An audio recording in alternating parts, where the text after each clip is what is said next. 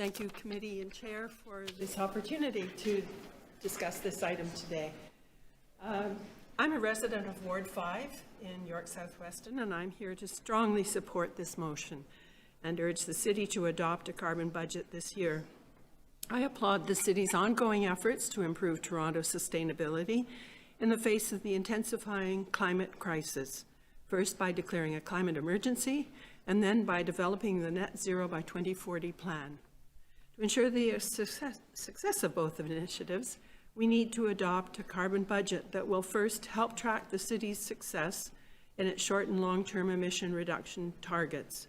A carbon budget will give the city measurable data that it can report to residents who want to see that individual, group, and citywide efforts are reducing carbon.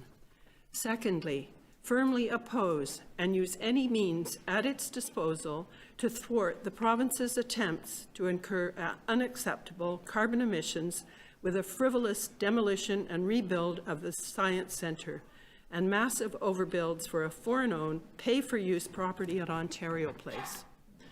Finally, reconsider the decision not to determine new higher costs of a rebuild of the Gardiner East extension, not only as a way to save costs, but that any savings accrued would go to finance identified but underfunded carbon reduction strategies. All of us have observed the impacts of the climate crisis in our city and across our country in recent years. I believe we urgently need effective, measurable actions in order to ensure that our city and communities enjoy a just, safe, and prosperous future that won't be shackled by avoidable climate crisis debt. The climate emergency affects our environment, and I have seen the impact on pollinators, such as the loss in numbers over the past 3 years of the number of bees and butterflies in my garden.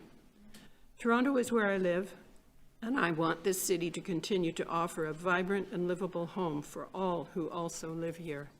I appreciate your time, and thank you for this opportunity to advocate for a carbon budget, which will help Toronto meet its climate goals. And unscripted, as an elder person, I'm reluctant to do the retrofits that are necessary without financial assistance. It's just not affordable for me and something that's recuperable in the lifespan that I have left.